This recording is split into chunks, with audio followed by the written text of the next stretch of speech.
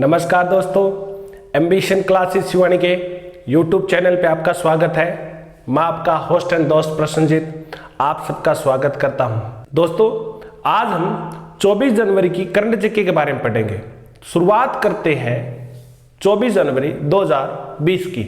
तो पता है कि इसरो द्वारा 2022 तक गगनयान मिशन लॉन्च किया जाएगा। उससे पहले ठीक एक हाफ ह्यूमनॉइड व्योममित्र का अनावरण किया है इसरो ने। तो शुरुआत करते हैं हम 24 जनवरी 2020 की। क्या कि इसरो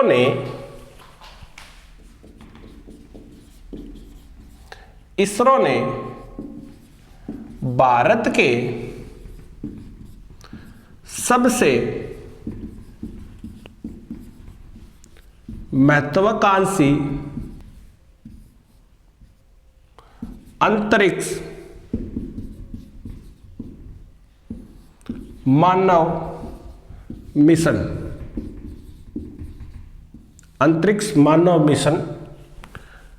गगनयान से ठीक पहले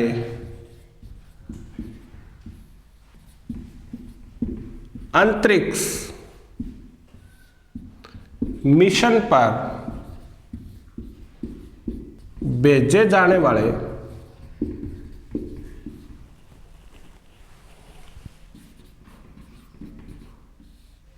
भारत के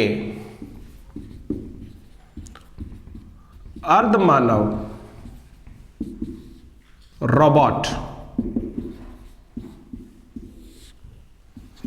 हाफ ह्यूमनॉइड, क्या नाम उसका? व्योममित्र।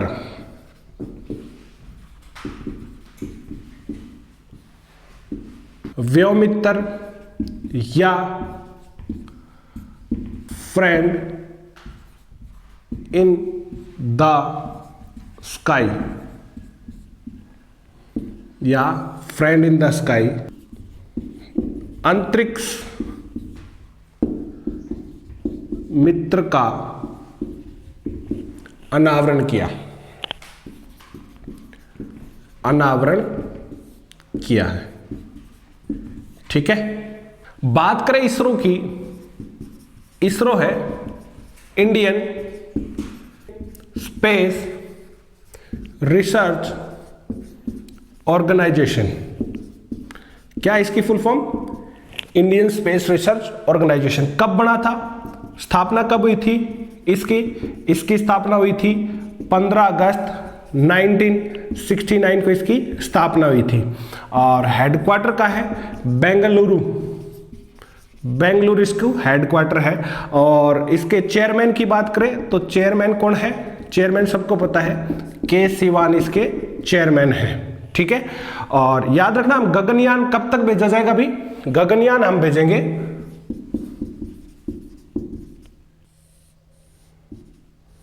2022 तक। उसके बाद में है आगे 24 जनवरी को राष्ट्रीय बालिका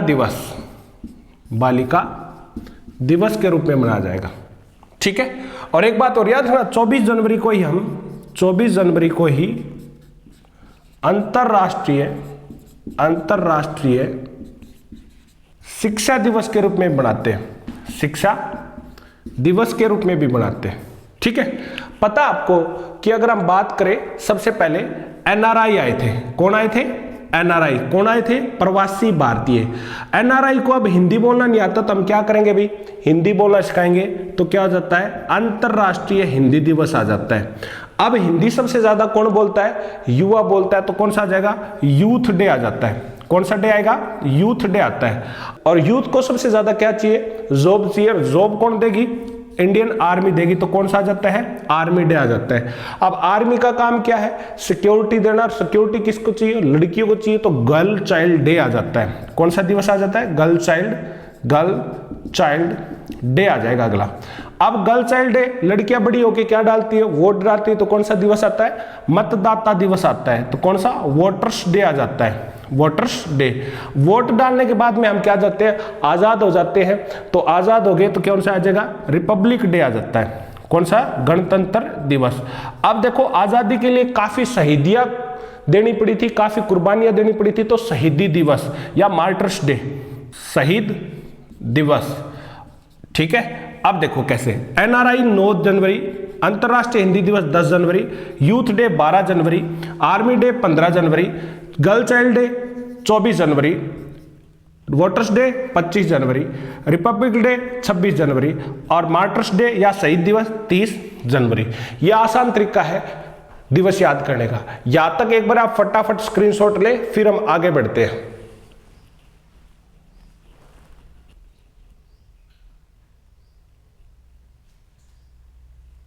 चलो आगे है कि न्यू दिल्ली के इंदिरा गांधी अंतरराष्ट्रीय हवाई अड्डे पर वुमेन विद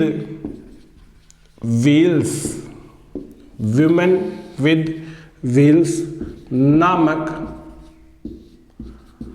अनूठी टैक्सी सेवा का शुभारंभ किया गया।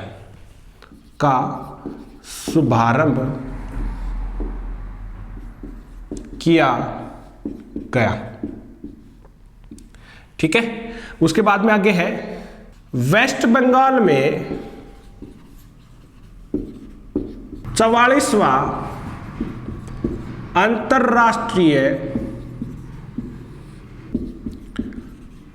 कोलकाता पुस्तक मेला IKBF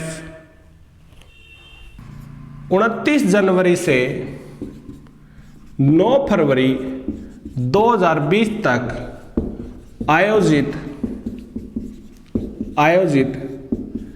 किया जाएगा।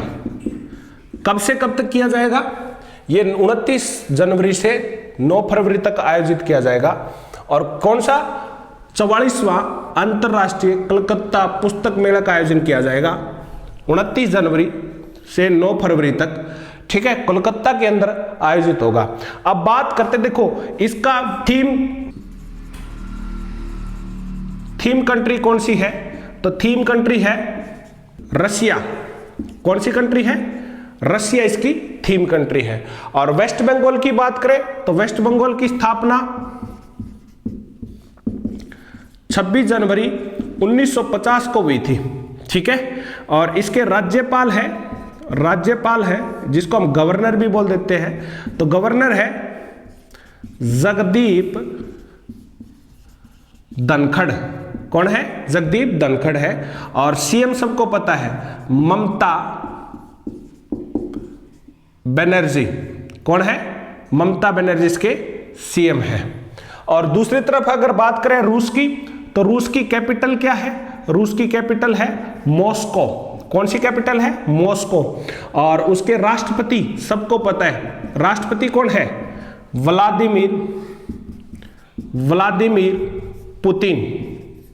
Vladimir Putin. और पीएम कौन है? पीएम है मिखाइल मिशुस्तिन। ठीक है, ये उसके पीएम है। एक बात और याद रखना, रूस के संसद को ड्यूमा के नाम से जानते हैं। रूस के संसद को किसके नाम से? ड्यूमा के नाम से भी जानते हैं। ड्यूमा के नाम से जानते हैं। और रूसी क्रांति कब आई थी?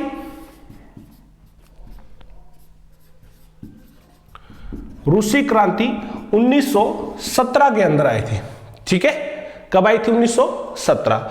उसके बाद में है कैथरीन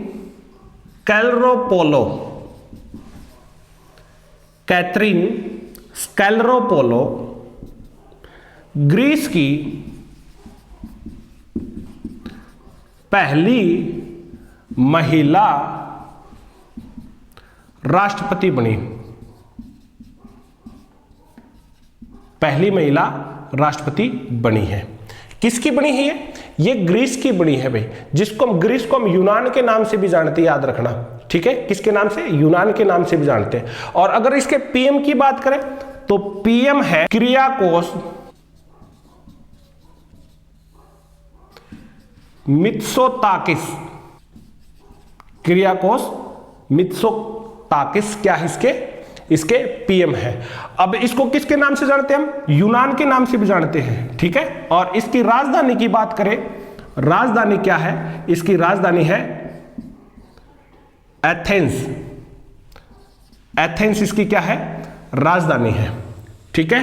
और मुद्रा कौन सी होती है? मुद्रा है यूरो। यूरो क्या है इसकी? मुद्रा है। एक बात याद रखना कि ओलंपिक्स की बात करते हैं ना, ओलंपिक की शुरुआत भी यूनान से हुई थी। कब हुई थी? 1896 के अंदर ओलंपिक्स की शुरुआत हुई थी। किसकी? ओलंपिक्स की शुरुआत हुई थी। और कहां से हुई थी? वो हुई थी एथेंस से हुई थी, ठीक है। एक बार आप यहां तक इसका स्क्रीनशॉट ले, फिर हम आगे आपको बताएंगे कि अगले ओलंपिक कहाँ आयोजित किए जाएंगे, ठीक है। यूथ ओलंपिक, विंटर ओलंपिक कहां पर आयोजित की जाएंगे। एक बार यहां तक आप इसका स्क्रीनशॉट ले, फिर हम आगे बढ़ेंगे। यहां तक स्क्रीनशॉट ले इसका।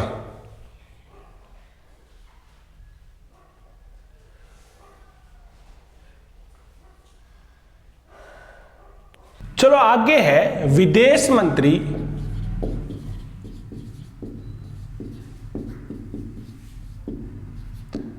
एस जयशंकर। हमारे विदेश मंत्री कौन है? एस जयशंकर। और नाइजीर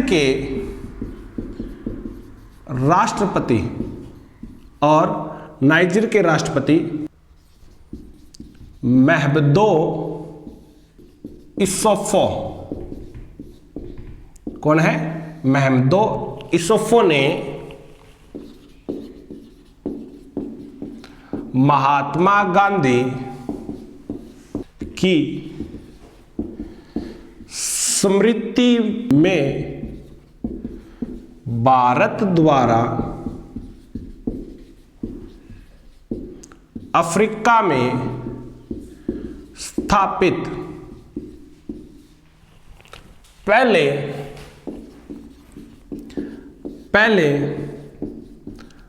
महात्मा गांधी सम्मेलन केंद्र का उद्घाटन किया।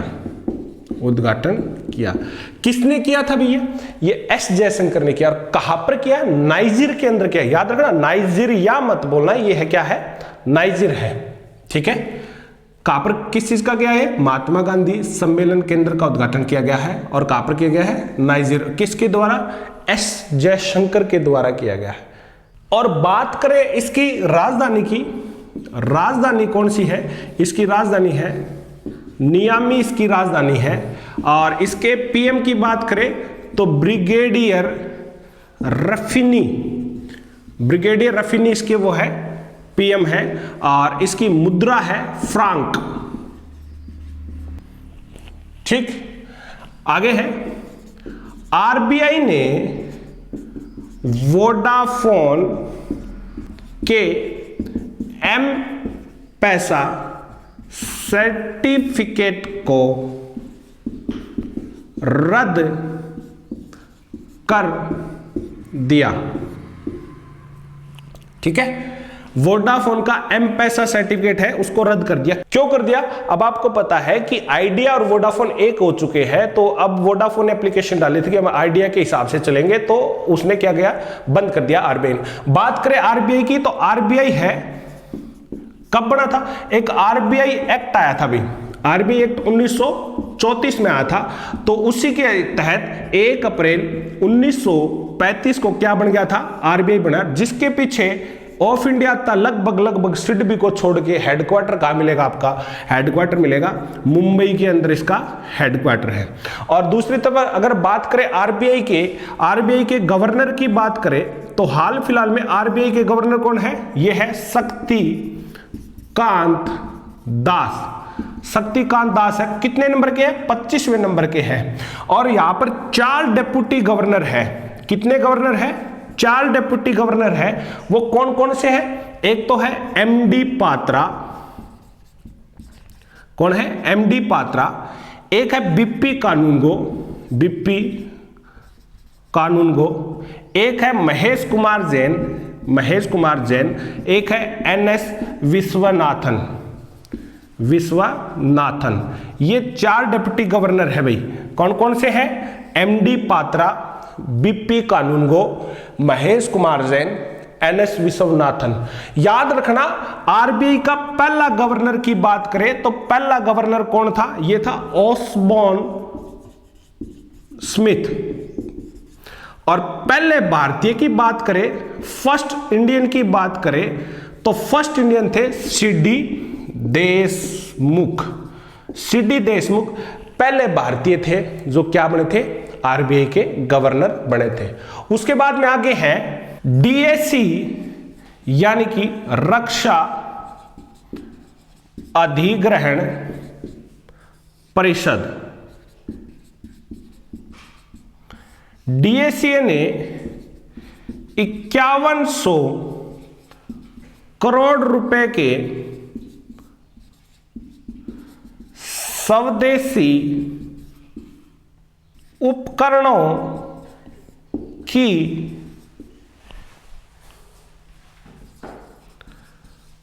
खरीद को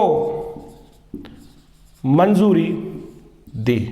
ठीक है, राइफल्स वगैरह खरीदे जाएंगे, उसको मंजूरी दे दी। कितना था भाई? वो 5100 करोड़ रुपए। ठीक है, इतने रुपए की उसको वो कर दिया है। अब बात करें हमारे रक्षा मंत्री कौन है? हमारे रक्षा मंत्री की बात करें तो सबको पता है कौन है? राजनाथ सिंह। राजनाथ सिंह कौन है? हमारे रक्षा मंत्री है। लेकिन राज्य रक्षा मंत्री कौन है? राज्य रक्षा मंत्री। अगर राज्य रक्षा मंत्री की बात करें तो राज्य रक्षा मंत्री है श्रीपद यशो नायक। ठीक है, श्रीपद यशो नायक कौन है? हमारे राज्य रक्षा मंत्री है। फटाफट यहां तक आप स्क्रीनशॉट ले, फिर हम आगे बढ़ेंगे। फटाफट स्क्रीनशॉट ले।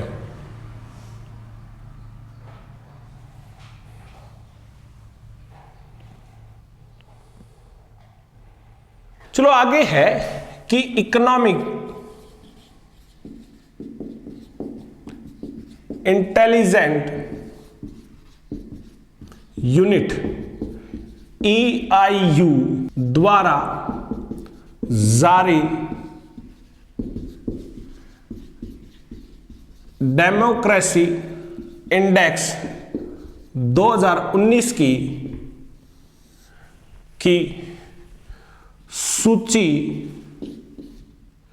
में विश्व का सबसे बड़ा लोकतंत्र वाला भारत 2019 की वैश्विक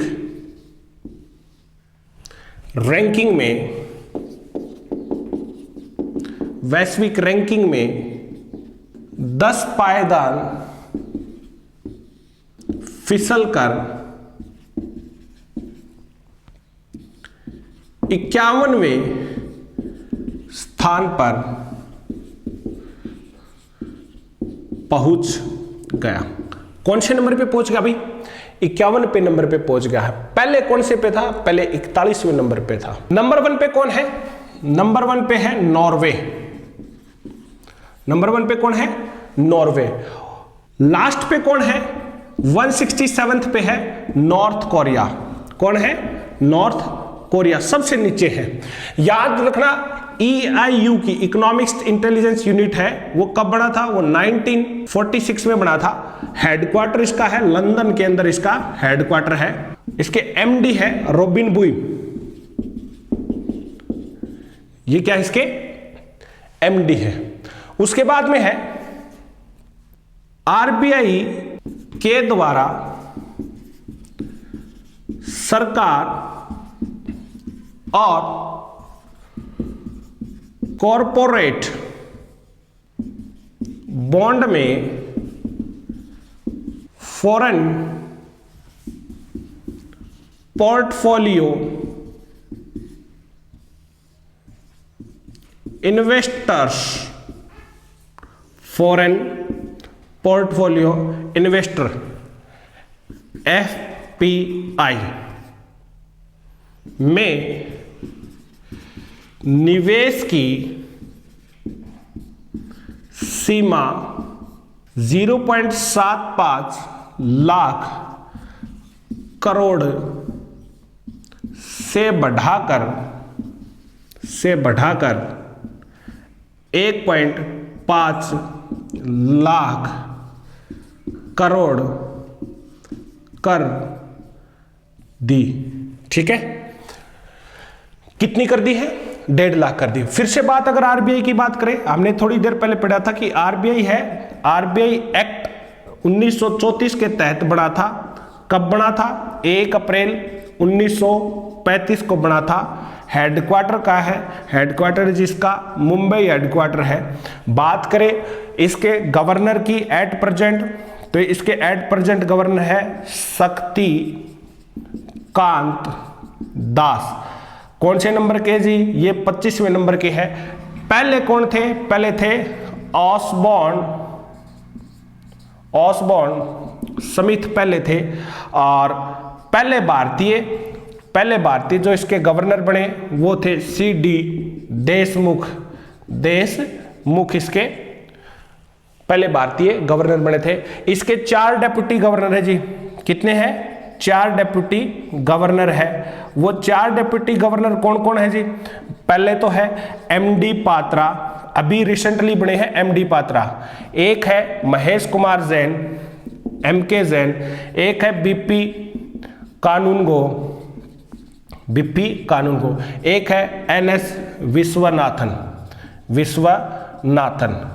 ठीक है, ये इसके क्या है? डेप्यूटी गवर्नर्स है। फटाफट स्क्रीनशॉट ले, फिर हम इसके बाद में आगे बढ़ेंगे।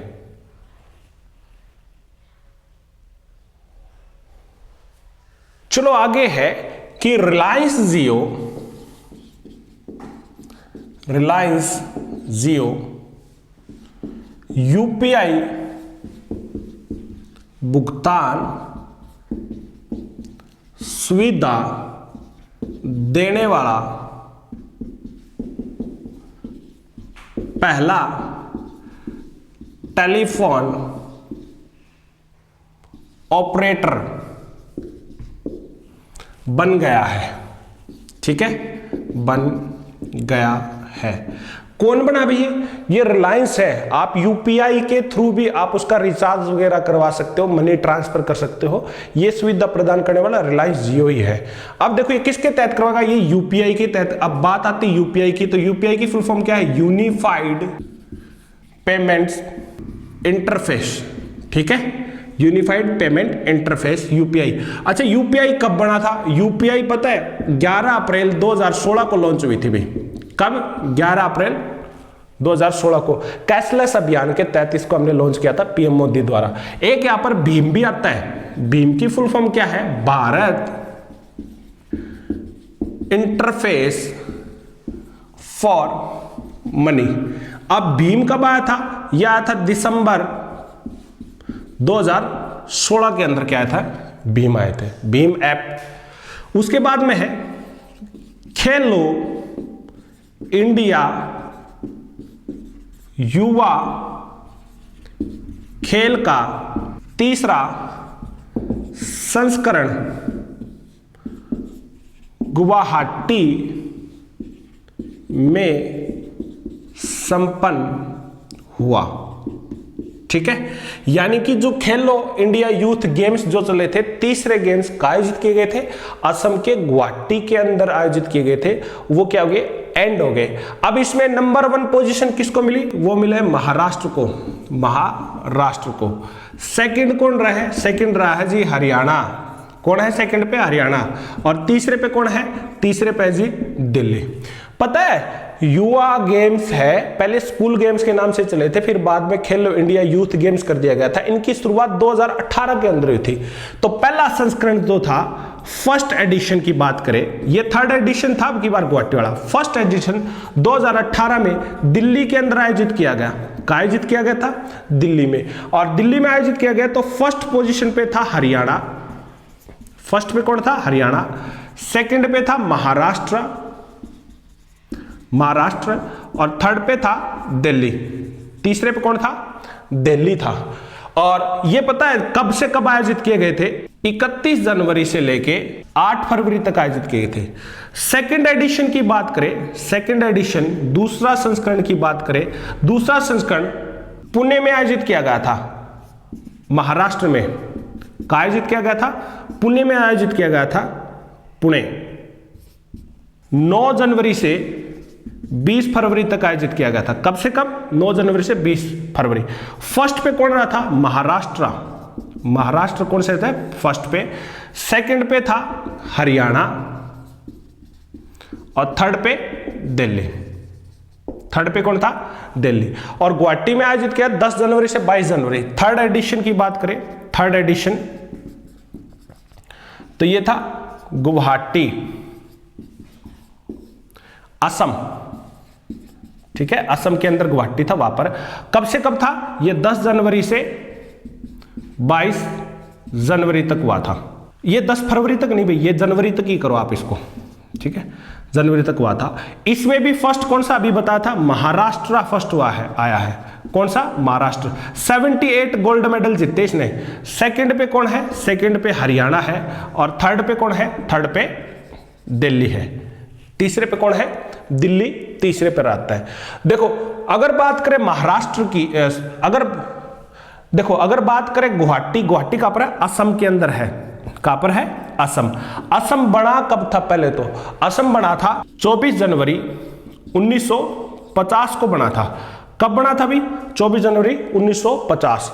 असम के राज्यपाल कौन है? इसके राज्यपाल है जगदीश मुखी। जगदीश मुखी कौन है? इसके राज्यपाल है। और इसके मुख्यमंत्री कौन है? सर्बानंद सोनोवाल इसके क्या है? मुख्यमंत्री है। और बात करें अगर इसके नृत्य की, कौन सा है? नृत्य है असम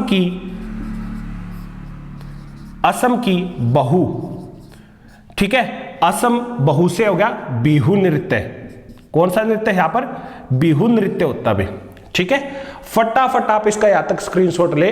अभी हमने पता है क्या कि ओलंपिक्स के बारे में बताना था, वो इसके बाद में हम ओलंपिक के बारे में बताएंगे। एक यहां पर आप स्क्रीनशॉट ले, फिर हम आगे बढ़ते हैं फटाफट।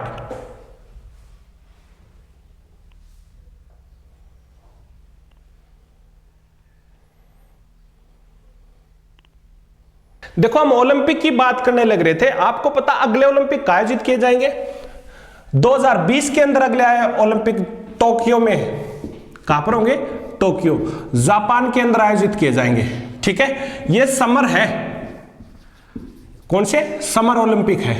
और उससे अगले 2024 के कहां पर आयोजित किए जाएंगे? 2024 वाले की बात करें तो 2024 के हैं पेरिस में आयोजित किए जाएंगे। और 2028 मिलान इटली में आयोजित किए जाएंगे। ये हम किसकी बात करें? ये समर ओलंपिक की बात करें। और रही बात विंटर ओलंपिक की, तो विंटर ओलंपिक आयोजित किए जाएंगे 2022 के अंदर चाइना के अंदर बीजिंग में। कहां होंगे? बीजिंग के अंदर आयोजित किए जाएंगे। ये विंटर ओलंपिक है। कहां पर है ये? कौन से ओलंपिक है? विंटर ओलंपिक है। उसके बाद में आता है यूथ ओलंपिक्स। यूथ ओलंपिक्स की बात करें तो अगले यूथ ओलंपिक्स का आयोजित किए जाएंगे, वो करे जाएंगे 2020 के होंगे डाकर, सेनेगल। कहां पर? सेनेगल, अफ्रीका के अंदर आयोजित किए जाएंगे। ठीक है, ये समर वाला ही है। ठीक, और विंटर की बात करें तो विंटर है लुसाने। लुसाने कहां है? स्विट्जरलैंड। कब? 2020 में आयोजित होंगे। ये तीसरा संस्करण है इनका। कौन सा? तीसरा संस्करण है। ये कौन सा संस्करण है? चौथा संस्करण है। और ये कब हो गए? 2020 के अंदर आयोजित किए जाएंगे। तो ये था आज 24 जनवरी की करंट जीके। बने रहे हमारे YouTube channel ambition classes Shivani के साथ। आज के लिए इतना ही। धन्यवाद।